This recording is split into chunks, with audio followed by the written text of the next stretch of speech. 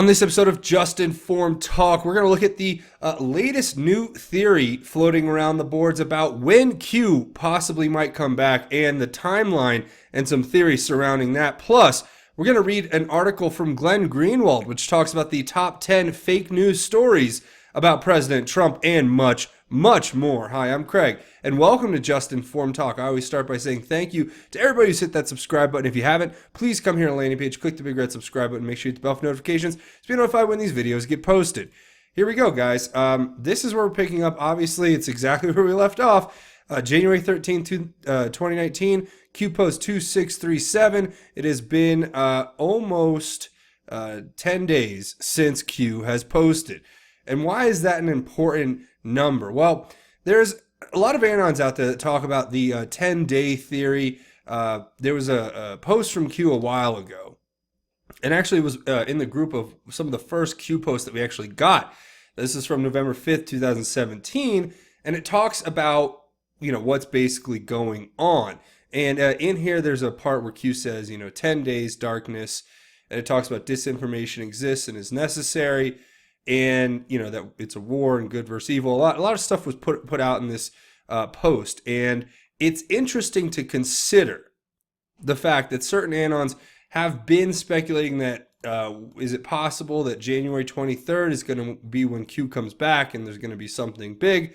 These timelines and dates, they're all subject to change, and they're always it's always a ever evolving thing. So I can't tell you whether or not that's true. I actually think that's, speculatively speaking, it would make sense that the 10 has something to do with a gap, but I'm not sure it has to do with this gap, and that doesn't mean that Q is going to come back on the 23rd. All it means is that people have taken that post and they've run with it for what they think it is, which is totally fine, and that is just something I wanted to share with you. That's when people are speculating that Q may return. I do believe that he'll be back soon, or they'll be back soon, because there's obviously a lot going on. And there's some theories that we're going to look at from some of the anons out there that actually talk about this directly. For instance, here's a theory that was put together by one of the anons over here on the vote boards, which is like the official thread for Q Research, and this is on QRV over at Vote, which is Q Research Vote. It's the one that Q named as the official board where basically information would be shared and research would be done as a backup or a secondary to the 8chan boards and the 8chan, because you get in this research, and I'm going to talk about this for 2 seconds. You get in this research and you'll see that it's good to have threads like this, and not as much Reddit anymore, because they'll just ban anything they disagree with. But it's good to have these kind of thread forums where you can actually post and have a conversation. There's a lot of moderators, and I don't mean that because you go to 8chan and it's a total what show. It's craziness, and it's anarchy, and it's just depravity and immorality and wicked, and I mean, personally, doing the research is it's a part of what I do, so I have to go and do that. But I have God at my side, so I don't worry about what happens. But I do think that there's the reason Q actually promoted this was to get people who weren't ready for that to come over here and look at other theories. So anyway, now that I gave him a whole spiel about Vote and 8chan and the differences, this is a theory that was presented and put forth by an anon, obviously, here on the vote boards, where they say there's a government shutdown going on, and this is them kind of speculating, right? This is all speculation. It says there's a government shutdown going on, but Nancy Pelosi and the Democrats don't care. They scheduled a trip to Brussels, Egypt, and Afghanistan so that she is out of the country and she can meet with her handlers, but that didn't happen, and it shook her up quite a bit. And then it gives a link to basically the Pelosi press release, or a press conference, I should say, where basically she just looked shaken, rattled, whatever. The next one says, 2. Then on the same day that POTUS goes on television to announce his compromise for border security in a bill that contains items that Dems have asked for in the past and again turned down, Donna Brazile tweets out this. Now, what is this, you ask? This is this tweet from Donna Brazile, where she basically makes this weird statement, right? So it's got the press conference of Nancy Pelosi after she missed her flight, and it says, hashtag Madam Speaker today, hashtag President Pelosi shortly thereafter, hashtag MLK weekend is underway, keep hope alive. And I have no idea what that means. I mean, obviously, I guess we're supposed to take it as she said this in terms of President Trump getting impeached and then Mike Pence getting impeached and then somehow Nancy Pelosi becomes the president. I mean, that's the only way it can make sense. So it's just kind of a weird tweet to put out there, especially given the fact that even if President Trump was impeached, Nancy Pelosi would not become president. Mike Pence would. So it's just, I don't know. You know, it's like you look at this stuff and you're like, well, okay. And then, of course, as you guys probably saw on Fox News today, you had them accidentally posting this shot on their on TV. On Fox and Friends, they literally put up a graphic that showed that Supreme Court Justice Ruth Bader Ginsburg had passed away. Okay, like that's a pretty big mistake for a major network to make. Don't you think? Like, literally, that's like the worst kind of mistake you can make. What was this all about? There's been so much speculation. There've been so many anons thrown around, so many different theories about all this. I just picked this one because I thought it was interesting and I just want to share it with you. So it says, and then came back on the air and apologized, but watch the faces of the host when it's going on.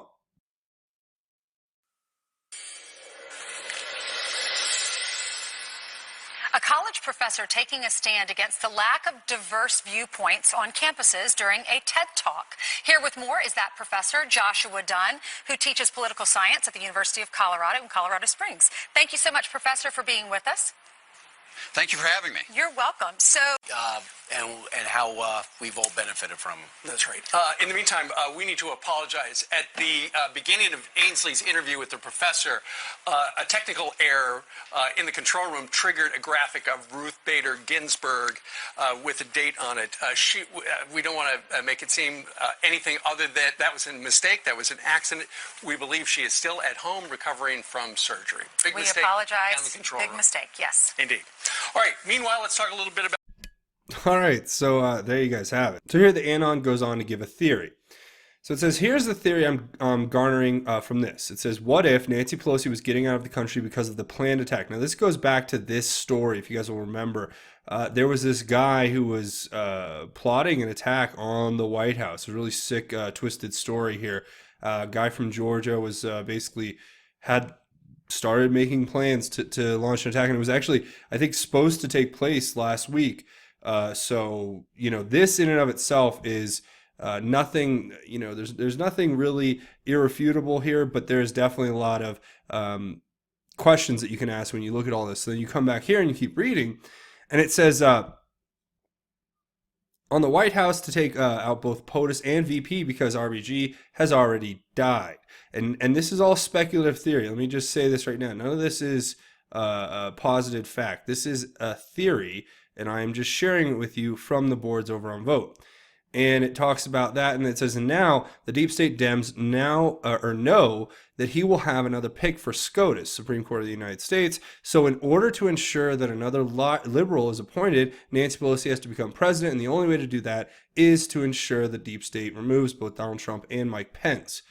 Hopefully POTUS is buffered and Q are all on top of the deep state plans. I believe we are seeing the climax of panic in D.C. Because of, as HRC stated, and then this is all speculative because there's no, I've looked this up. This is a quote that was attributed to Hillary Clinton that I haven't been able to verify independently at all. So I don't even know that that's true. It sounds like something she might say, but talking about how if something happens, they'll all end up getting in trouble, basically. But I can't attribute that, so I don't know that that's even relevant. But it says here the Dems are now in a corner with the proposal for border security, including the wall offered by POTUS. RBG is on her deathbed, if not already on ice, and that's, again, speculation. It says POTUS will get another SCOTUS pick. If Amy Barrett is possibly the top of the list, then it would explain the smear campaign against the boys from Covington Catholic School as racist. Now, this is another story you guys, I'm sure, have seen now at this point, because it's probably been on every airwave out there. But it talks about these Catholic students, these young kids from a Catholic school out in Kentucky who are in the They were at the March for Life in Washington, D.C., marching for pro-life, march, I guess, whatever. And they were at the Lincoln Memorial, I guess, and they were standing outside, and these people just started confronting them. And and it's so funny because the media ran this story as like these kids are racist, and then you go watch the full video and it's just like, it's the exact opposite. The kids are being harassed. The kids are being called racial slurs and epithets, and it's just completely the opposite of what the original stories that were coming out were saying. And these kids, they're kids. They're high school age kids, and they're being basically confronted and verbally attacked by these people. It is now they're being doxxed. They're having their home addresses and their personal information put out on the internet, and it's become this big thing. Now, what this story reminds me of, though, is exactly what this Anon here wanted to point out, which is this person, Amy Barrett, who's probably one of the people on the short list to become the next SCOTUS pick by President Trump, who happens to be a Catholic. That this is some precursor for what they're going to run against her. Now, I'm not saying that's what it is, but if you think about it, as Q told us before, first of all, there is no, you can't run the same tactics you used against Justice Kavanaugh, saying he was a sexual assaulter and a rapist. There were accusations of these things made, right? You can't run that if it's a female, especially like a female like Amy Barrett who's a Catholic. It's hard to put that out there. So you have to find some way to paint Catholics bad, but that's just a theory. I mean, obviously this is a theoretical thought that a person's having, but it makes sense, and that's why part of the reason why I wanted to share this post with you. I just thought this was an interesting post connecting a lot of the events that have been going on lately, and I thought it's worth looking at least and putting in, you guys can use your own logical thinking to decide what you think is true or not. But I can tell you right now, when I look at this was an interesting theory, and I wanted to share it with you guys. And, it's exactly what's going to happen. These kids, I feel bad that they're caught in the proverbial crossfire of all this, because they were basically just exercising their political freedom. They went to Washington, D.C. to march for a cause that they believe in. And then when they're at their own house, or not their own house, on the Lincoln Memorial, basically minding their own business, having a good time, they're confronted by people who were like, there were these people there, these guys who were yelling these racial epithets at the kids and calling them these slurs. And it was really disgusting. I mean, and all for what? Because they chose to wear a hat that supports the president of the United States. I mean, I don't understand where our country's headed, because if you can't wear a hat that supports the president of the United States in our own country, I mean, we've crossed into a territory that's tantamount to whatever has been going on for millennia in other authoritarian countries, where they weaponize their factions to go out and suppress other factions who disagree with them. And that's not what America is about. America is about freedom of information, the freedom of ideas, the freedom of expression, the freedom of religion. To me, it's just a sad, sick, and twisted day that we have to go and look at these kind of issues and listen to the people on the news.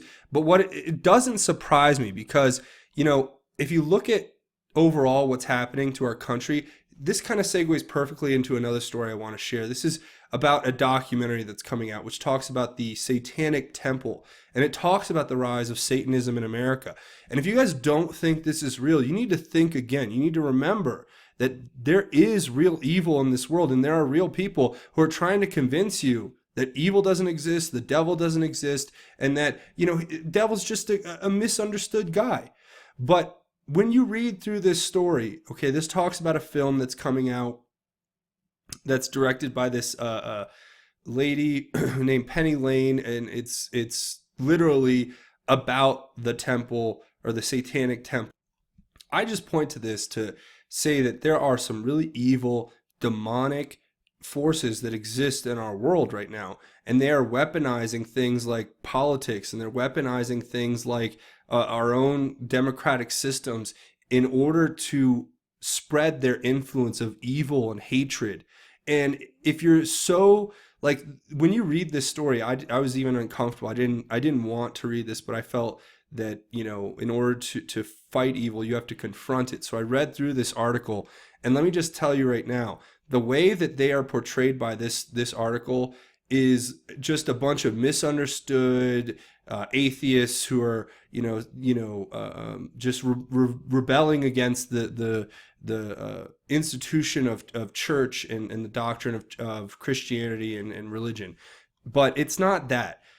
To me, when I read this, it's the devil's greatest trick, greatest deception, is to convince you he doesn't exist, or to convince you that he's not a bad guy, or to convince you that being evil is okay as long as, you know, you're free to be evil.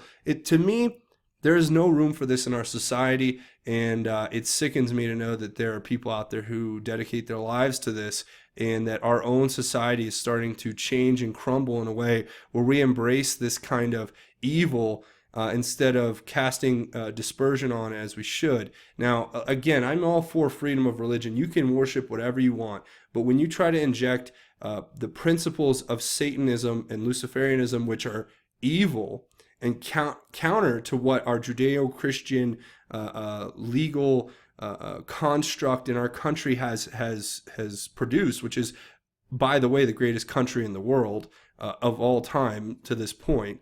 Let me just tell you, this is how, you know, it's death by 1,000 cuts, okay? Because it starts with this, and it just gets worse and worse and worse as the progression unfolds, where you have more and more of our founding principles just chipped away at bit by bit, until there's nothing left of what America was, and there's this new America that's run by a bunch of Satanists who are coming out in the open now. You know, it used to be this was done in closed doors. Nobody talked about it. I mean, these people they think that this is their time. They're going to come out. And to me, like I said, freedom of religion. You can worship whatever you want, but if you look at the principle, the doctrine of Satanism and what these people follow, it's evil. And that's where I'm going to leave that. And that did segue perfectly off of what we were talking about. So for that, you know, I'm going to leave that to you guys, and we're just going to jump into this story, which was one of the main ones I wanted to bring you. This is by Glenn Greenwald, and it talks about the 10 worst, most embarrassing U.S. media failures on the Trump-Russia story. And of course, we have to go through some of these because they're very, very important to note what happens. Why does President Trump call the media the enemy of the mainstream media, the enemy of the people, or the fake news media? Let me make that clarification. Not all the mainstream media, but the fake news media, the enemy of the people. Why does he make that distinction in his tweets? It's because of things like this, where you have a report that the RT, the Russian television or whatever, hacked into and took over C-SPAN. And they ran with this, right? This was a big story, only later to say, no, we weren't hacked. All right, this is just one. And then the next one, Russian hackers invaded the U.S. electricity grid to deny Vermonters heat during the winter. If you guys remember this, the Washington Post actually reported that hackers penetrated the U.S. electricity grid through a utility in Vermont, causing predictable outrage and panic, along with threats from U.S. political leaders. But then they kept diluting the story with the editor's notes. So you keep reading it, right? And you keep reading it and you read it. And you know, Glenn Greenwald does all the due diligence of posting all this stuff. But I'll get you to the meat and potatoes of all this, where it basically says right here, it says that they are finding evidence that the incident is not linked to any Russian government effort to target or hack the utilities. So, of course, afterwards, story comes out that it was not true. Here's another one. A new deranged anonymous group declares mainstream political sites on the left and right to be Russian propaganda outlets, and Washington Post touts its report to claim massive Kremlin infiltration of the internet. Now, if you guys remember, this was our wonderful folks at the Washington Post and other outlets telling us about how Russians had taken over more than 200 websites, and they were routine peddlers of Russian propaganda. I hope you all don't have too short of a memory, because it wasn't too long ago, maybe a year or two, where basically if you were a Trump supporter, you were a secret Russophile who wanted Russia to come take over America. Now, they've had to change that tactic, obviously, because it didn't work, but that's what the story was, right? So anyway, it talked about how they were routine peddlers of Russian propaganda during the election season with a combined audience of at least 15 million Americans. Wow. And it added that stories planted or promoted by the disinformation campaign on Facebook were viewed by more than 213 million times. Okay. So, turns out that this story is just unverified. It says, there was no there.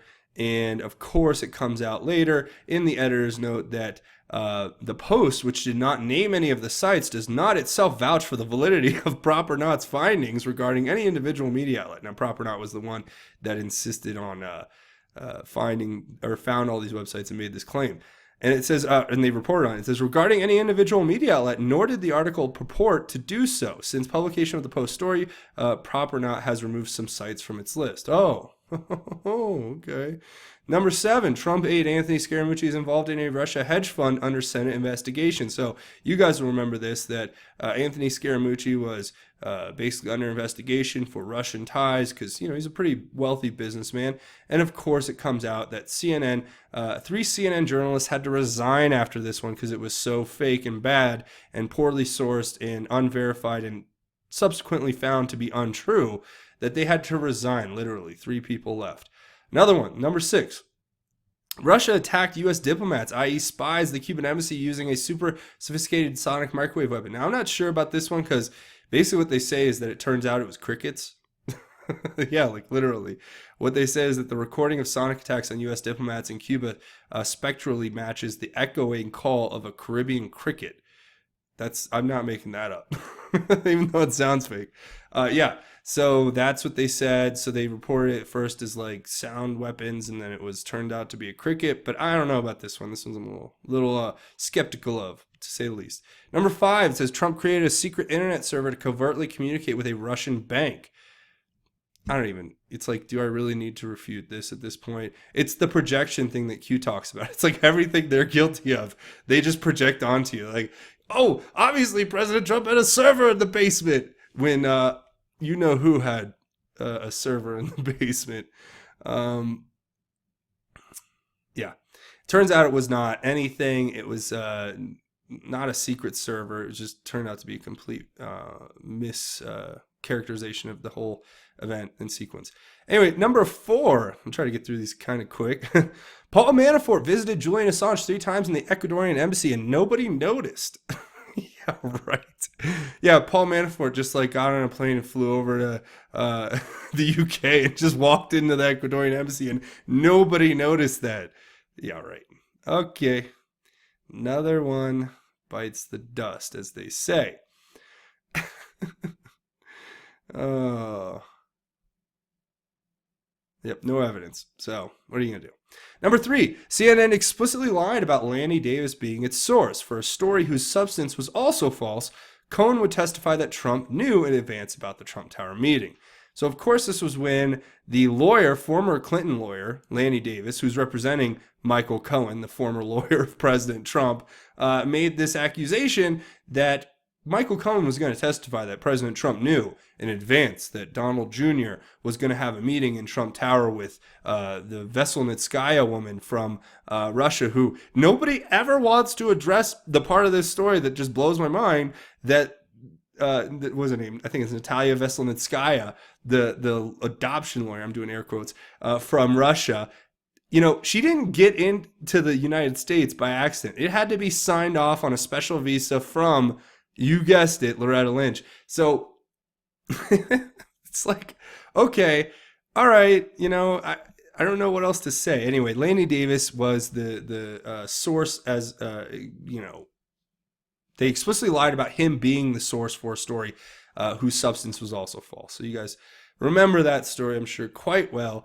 And that he backed away from the confidence that Cohen has information. I mean, what kind of lawyer are you, too? You're like, my client's going to do this, and anonymously, but then when they confront you on it, you're like, no, we don't have anything. It's like, that's the kind of lawyer you are. 2, Robert Mueller possesses internal emails and witness interviews proving Trump directed Cohen to lie to Congress.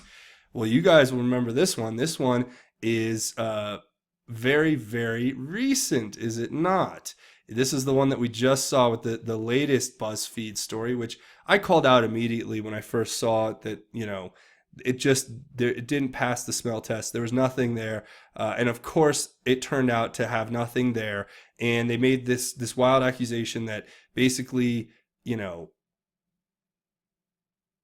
they have proof that President Trump told Michael Cohen to lie. Well, okay.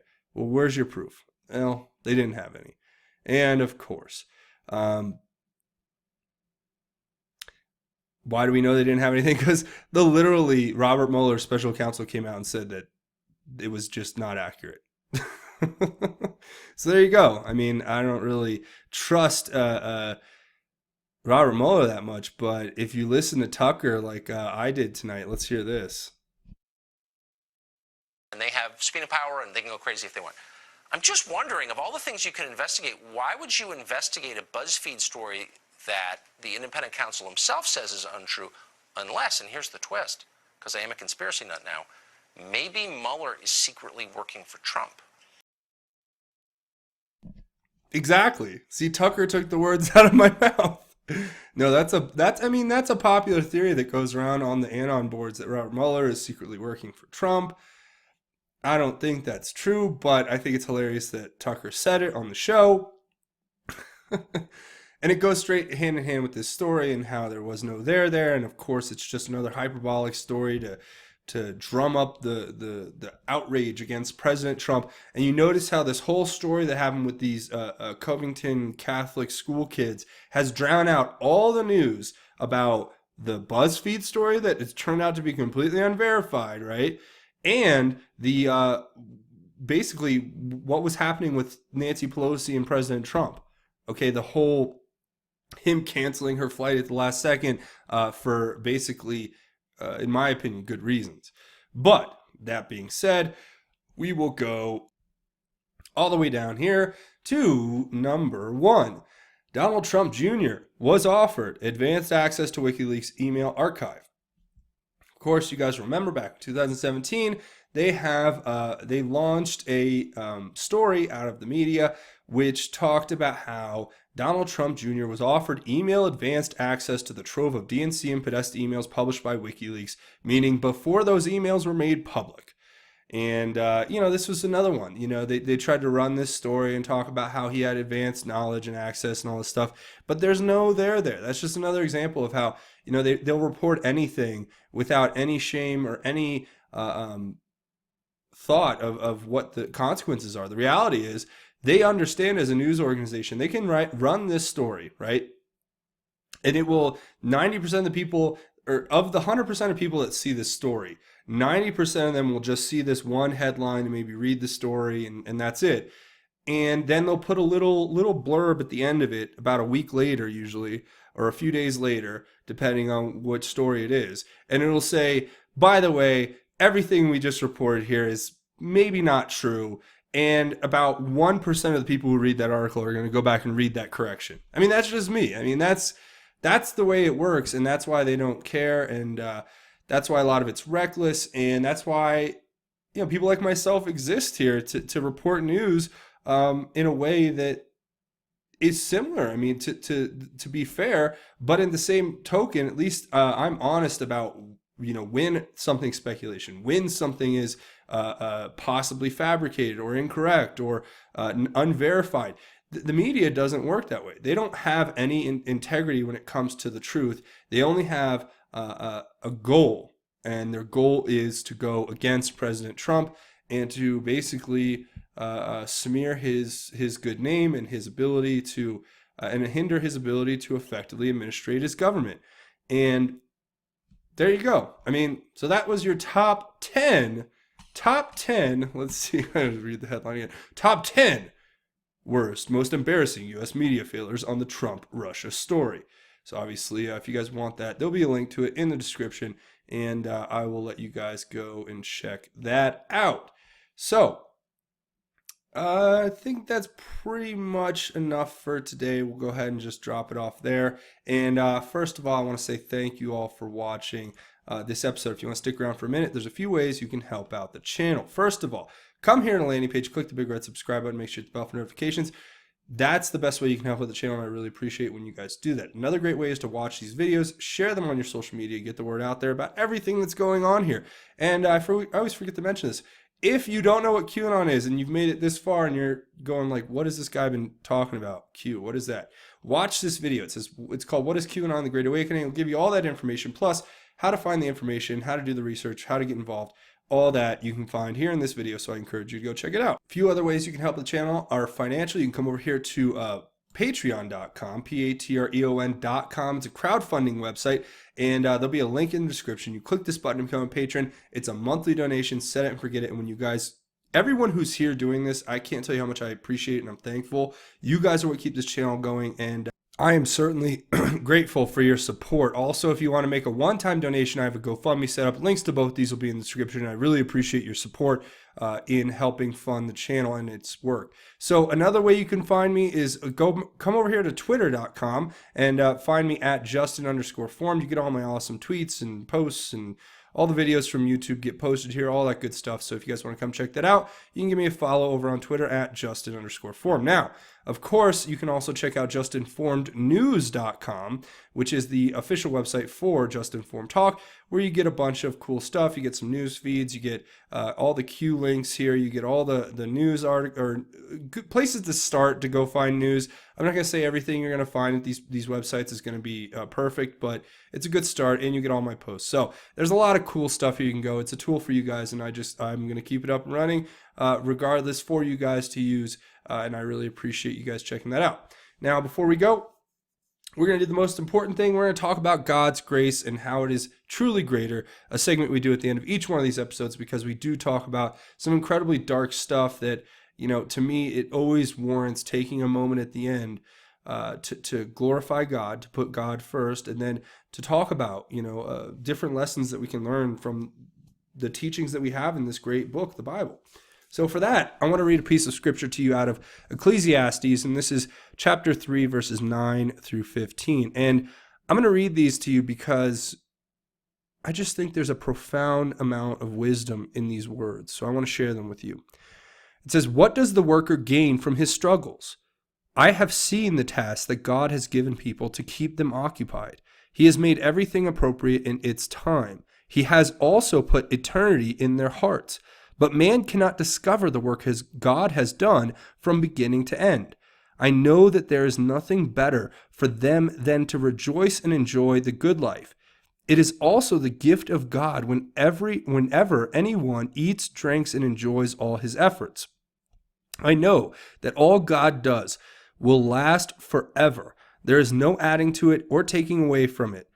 God works so that people will be in awe of him. Whatever is has already been, and whatever will be already is. God repeats what has passed." And those words to me, they remind me of humility, being humble, knowing that you don't know everything. Putting your life to God is a huge leap of faith, but it's not just about faith, it's about humility. It's about humbling yourself before God and understanding that you don't know everything, and God has a plan for you. And all of the things that we're going to go through in our lives are going to be a part of his plan. He's going to give us good things as long as we put our faith in God. And whatever happens, whether it's good, bad, or indifferent, I look to God, and I encourage you to. So whether you're happy or sad or you're mad or you're depressed, whatever, or just you're happy or you're just indifferent, you're just not really either, or any of those, look to God. Put your life to God. Say a little prayer. It takes 5 seconds to say a prayer to God, and you can do that as many times as you want each day. And in doing that, you can take solace in the fact that God will provide, God will bless you, God will intervene on your behalf. But it's not going to be easy. And I'm not one of those people who says, "Oh yeah, just pray and everything's going to be fine." I mean, to a degree, yes, but in a realistic sense, God has a plan, and if that plan includes you going through certain things, that's a part of his plan to make you stronger, to make you better, to make you a greater person. If you can put your faith in him when you feel like maybe you're not having as much faith put back in you, right? When you feel like nothing's going your way and everything's going wrong and you're having problems with your family, or you're having problems with your friends, or you're having problems with your coworkers, or you're having problems with yourself. Remember, a strong faith is what will save your soul, and it will revive your life and bring you back from a dark place. So I want to leave it there, and I want to say thank you all for listening. Remember that God absolutely loves you, and that everything that we do here is to honor God. So remember to put God first in everything that you do. So that's going to be it for me, though. If you guys haven't, you can come here, click the big red subscribe button. It helps channel out big time. Now's a great time to do it. That's going to be it for me. I want to say thanks for watching Just Informed Talk. My name is Craig. Godspeed, and God bless each and every one of you, Patriots.